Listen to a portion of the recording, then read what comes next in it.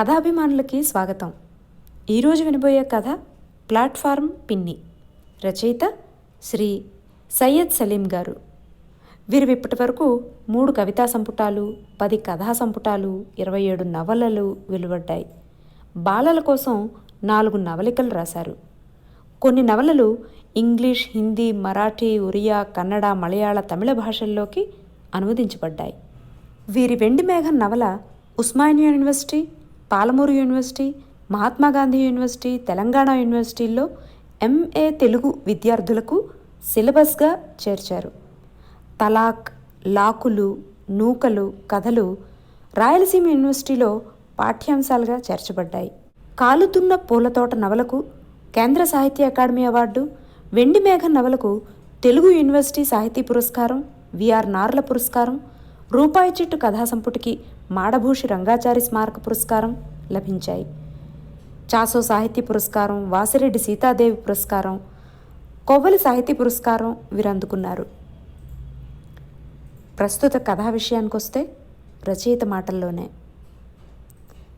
అనుబంధాలకి బంధుత్వాలు కావాలా? సంవత్సరాల తరబడిన పరిచయాలు కావాలా? కావాల్సింది మనిషితనం కదా. మనిషి మనిషికి బంధువు కాదా? ప్రేమించడానికి అంతకన్నా బలమైన కారణాలు అవసరమా? ఈ ప్రశ్నలకి నిజంగా సమాధానం వెతుక్కోవాల్సిన సమయం ఇది. వినండి. రాత్రి 10:30కు కుమార్ నుంచి ఫోన్ వచ్చింది. "నువ్వు వెంటనే బయలుదేరి విశాఖ వచ్చేయి" అన్నాడు. గొంతులో ఉద్విగ్నత వల్ల అనుకుంటాను, మాట స్పష్టంగా వినిపించలేదు. ఎప్పుడూ ప్రశాంతంగా నింపాదిగా మాట్లాడే కుమార్ అంత ఎగ్జైట్ కావడం నేను ఎప్పుడూ ఎరగను. నాతో పాటు ఆంధ్ర యూనివర్సిటీలో పర్యావరణ శాస్త్రాన్ని చదివి రీసెర్చ్ పూర్తయ్యాక అక్కడే లెక్చరర్గా స్థిరపడ్డాడు. నేను సైంటిస్ట్గా పర్యావరణ పరిరక్షణ కోసం నా వంతు కృషి చేస్తున్నాను. "ఏమిటి విషయం?" అన్నాను. "మెల్లగా అంటావేమిటి? పెద్ద విశేషం. నా స్టూడెంట్స్కి అరకులోయలో బట్టమేక పక్షి కనిపించిందిట. వెంటనే బయలుదేరు. నేను ఈరోజే బయలుదేరి అరకు వెళ్తున్నా. గెస్ట్ హౌస్ బుక్ చేశాను. దాన్ని మళ్ళీ నా కళ్ళతో చూసే వరకు మనశ్శాంతి ఉండదు" అన్నాడు. అతని మాటలు విన్నాక నేను విపరీతమైన ఉద్విగ్నానికి లోనైనాను. "నిజంగానా? వాళ్ళేమీ పొరపాటు పడలేదు కదా?" "No chance. వాళ్ళు నా విద్యార్థులు" అన్నాడు. అతని గొంతులో ధ్వనించిన అచంచలమైన ఆత్మవిశ్వాసం. MSc పర్యావరణ శాస్త్రంలో గోల్డ్ మెడలిస్టు అతనే మరి. బట్టమేక పక్షి, గ్రేట్ ఇండియన్ బస్టర్డ్. PhDలో నా రీసెర్చ్ టాపిక్ అదే. ప్రస్తుతం అంతరించిపోతున్న జీవజాతుల్లో బట్టమేక పక్షి కూడా ఒకటి. పులికాటు, కొల్లేరు, నీలపట్టు సరస్సుల వద్ద ప్రతి ఏటా అక్టోబర్-నవంబర్ మాసాల్లో వందల సంఖ్యలో వలస వచ్చే ఈ పక్షి రాను రాను కనుమరుగైంది. మనుషులు తమ ఆహారం కోసం వీటిని వేటాడడం, పర్యావరణ కాలుష్యం, కర్బన ఉద్గారాలు, పెరుగుతున్న ఉష్ణోగ్రతలు, కర్ణుడి చావుకు 100 కారణాల్లా ఈ పక్షి అదృశ్యం కావడం వెనుక ఎన్ని కారణాలో. 50వ దశకంలో పర్యావరణవేత్తలకు కర్నూలులో కనిపించిన ఈ పక్షి మరలా 30 ఏళ్ల విరామం తర్వాత రొల్లపాడు అనే గ్రామంలో మనుషుల కంటపడింది. అంటే కుమార్ చెప్పింది నిజమే అయితే రొల్లపాడులో కనిపించాక మరో 30 ఏళ్లకు బట్టమేక పక్షిని చూసిన వాళ్ళం మేమే అవుతాం. ప్రయాణానికి సన్నద్ధమవుతున్నప్పుడు రిజర్వేషన్ లేకుండా ఉన్నపళంగా బయలుదేరితే ఇబ్బంది పడతారండి అంది రాణి. మా పెళ్ళయి 12 ఏళ్ళు.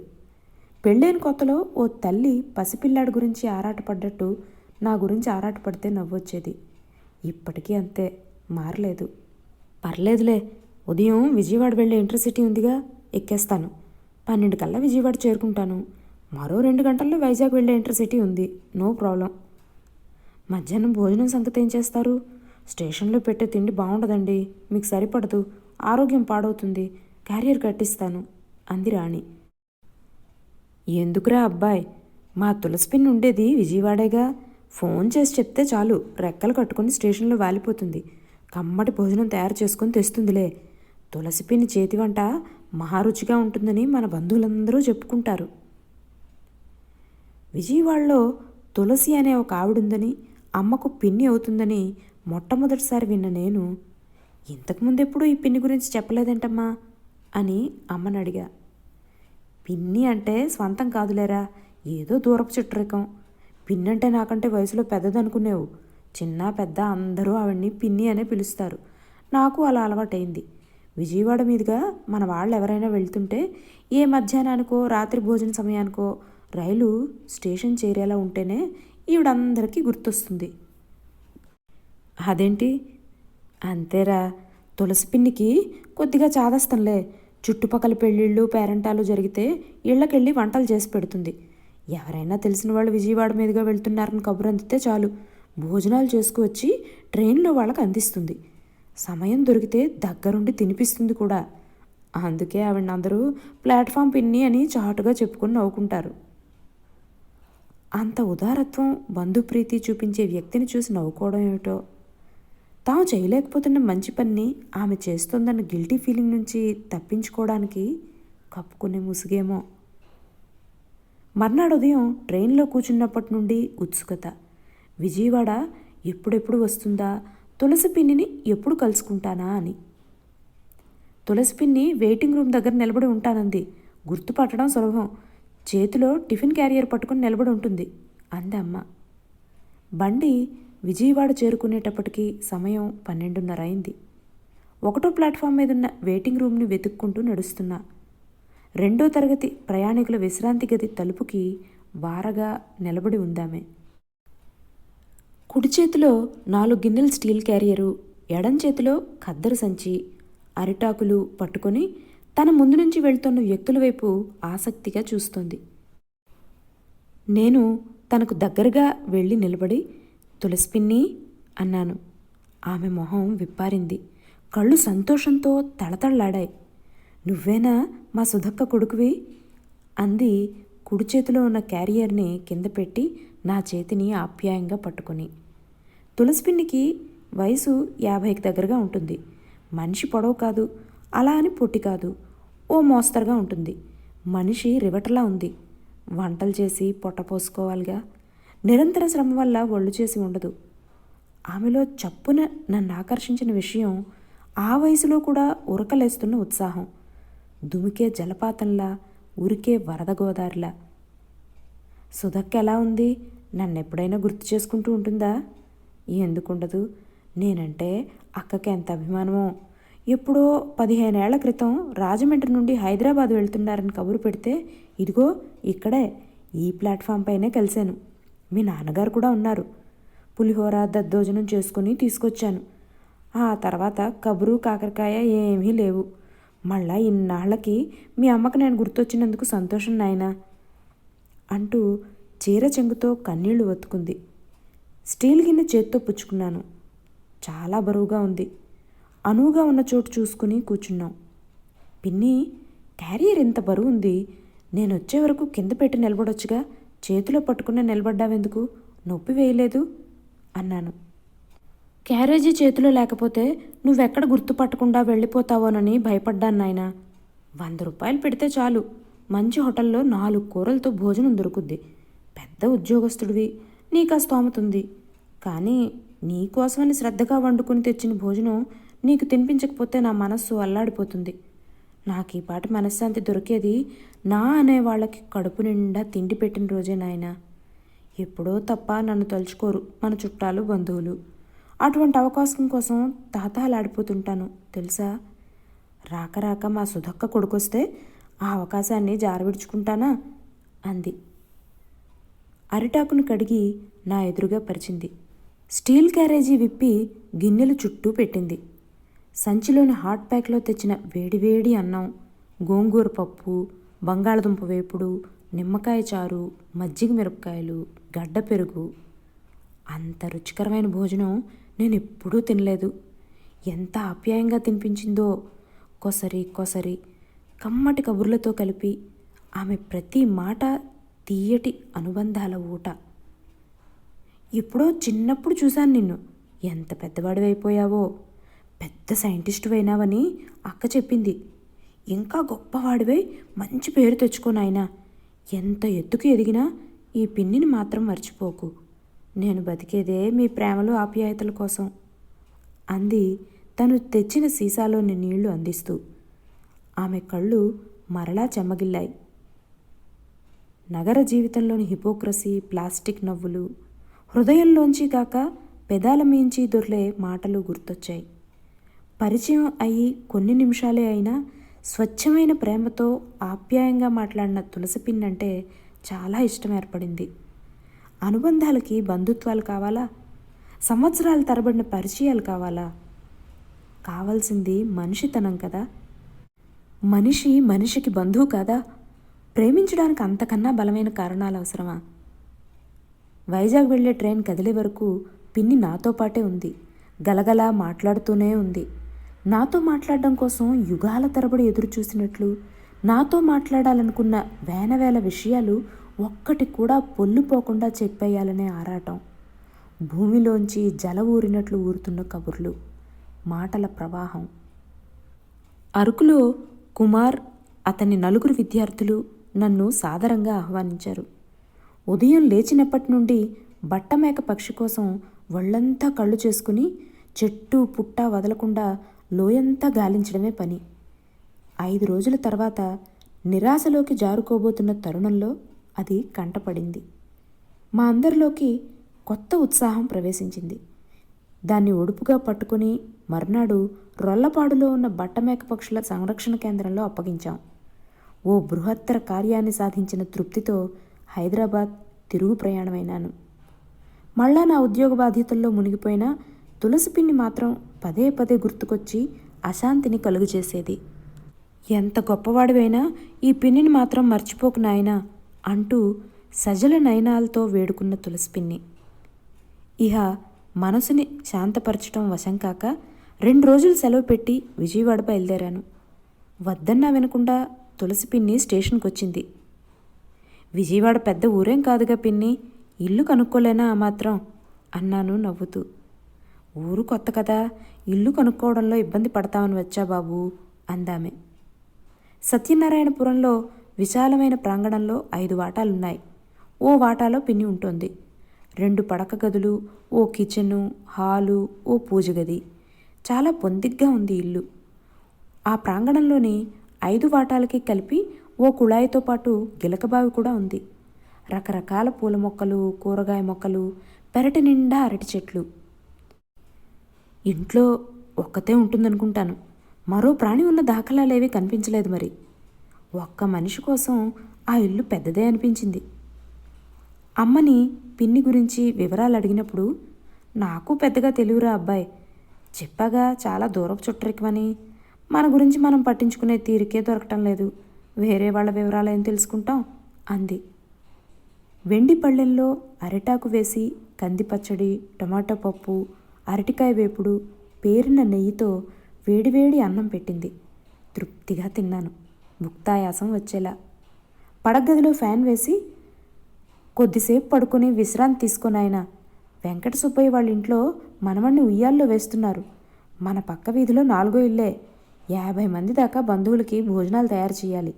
వంటలో సాయం చేయమని అడిగారు. పొరుగు వాళ్ళకి ఆ మాత్రం సాయం చేయకపోతే ఎలా చెప్పు? వెళ్ళొస్తాను, బోరు కొడితే టీవీ పెట్టుకో, తొందరగానే పంతి ఉంచుకొని వచ్చేస్తాలే అంది. పిన్నితో చాలా విషయాలు మాట్లాడాలని మనసులో ఉన్న, వంటలు చేయడం ఆమె జీవనాధారం కదా అని సర్ది చెప్పుకున్నాను. కానీ పిన్ని సాయం చేస్తానంటున్నదేమిటి? వంటలు చేసుకుని బతుకుతున్నానని చెప్పుకోవడానికి నామోషి పడి ఉంటుంది. నిద్ర పట్టలేదు.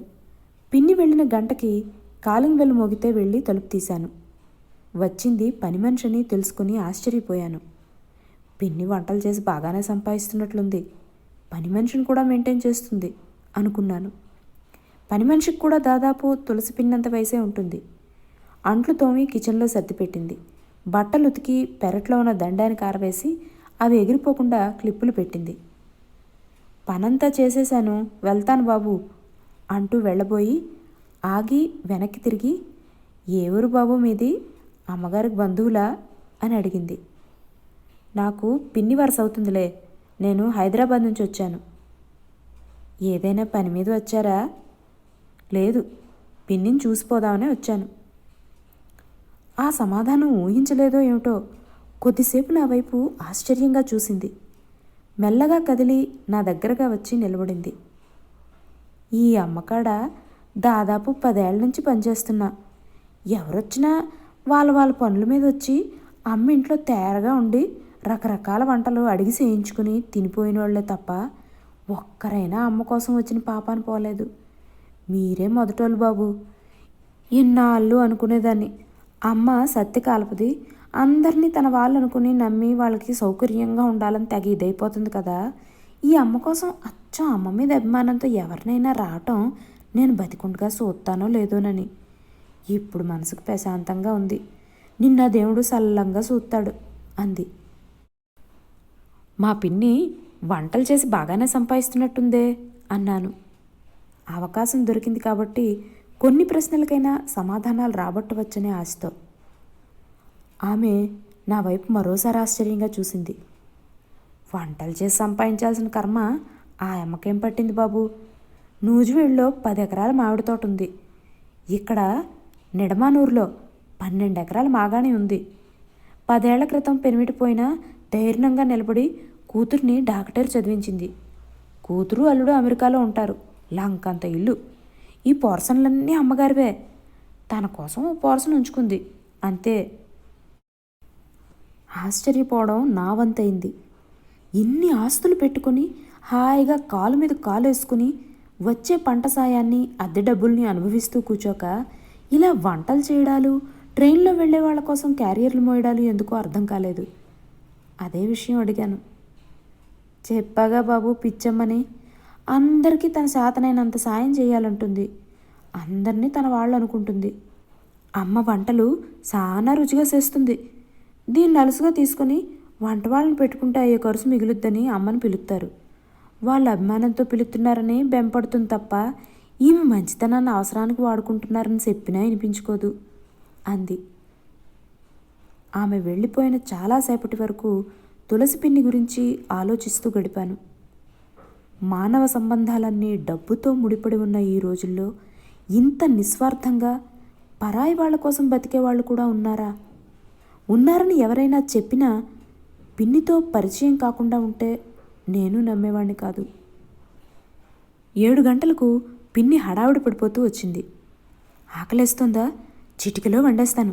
ఏం కూరలు వండమంటావు? నీకేం ఇష్టమో చెప్పు, వండి పెడతాను అంటూ వంటగదిలోకి దూరింది. ఆమె మొహంలో అలసట కనిపిస్తోంది. ఇప్పటిదాకా కష్టపడి వచ్చావు కదా పిన్ని, నువ్వు రెస్ట్ తీసుకో. నా ఒక్కడి కోసం ఏం వండుతావు? మధ్యాహ్నం మిగిలిన అన్నం ఉంటే పెరుగు వేసుకుని తినేస్తాలే అన్నాను. మిగిలిన అన్నం పని మనిషి పట్టుకెళ్ళిపోతుంది. వంట నీ ఒక్కడికేనా? నేను తినొద్దా? బాగా ఆకలిస్తోంది కూడా అంది నవ్వుతూ. అదేంటి, వాళ్ళ ఇంట్లో వంటలు చేసావుగా, తిని రాలేదా? పాపం తినమనే అన్నారు. నాకే అలవాట్లేదు. ఎక్కడ వంటలు చేసినా మళ్ళా నా ఇంటికి వచ్చి వండుకొని తింటే తప్ప తృప్తిగా ఉండదు. అయినా వాళ్ళకి సాయం చేయడానికని వెళ్ళి తినేసి వస్తే ఏం బాగుంటుంది చెప్పు. సాయంలో ఎప్పుడు బదులు కోరకూడదు అనేవాడు ఈయన బతికున్న రోజుల్లో అంది. భోజనాలు అయ్యాక పెరట్లో మంచాలు వేసింది. మాటల సందర్భంలో తన భర్తకు సంబంధించిన విషయాలు చెప్పింది. పరిపూర్ణమైన జీవితం అంటే నిండా 100 ఏళ్ళు బతకటం కాదని ఈయన అనేవాడు. బతికినన్నాళ్ళు 10 మందికి చేతనైన సాయం చేస్తూ, అందరినీ ప్రేమిస్తూ, వాళ్ళ చేత ప్రేమించబడుతూ, ఆత్మీయతలతో అనుబంధాలతో పెనవేసుకున్న జీవితమే నిండైన జీవితం అనేవాడు. పంట పొలాలకు ఎరువులు కొనటానికని వెళ్ళి తిరిగి వస్తూ యాక్సిడెంట్లో చనిపోయే రోజు వరకు బతికినన్నాళ్ళు ఆయన అలానే బతికాడు. నేను అలాగే బతుకుతున్నాను. నాకంటూ పెద్దగా కోరికలంటూ ఏమీ లేవు.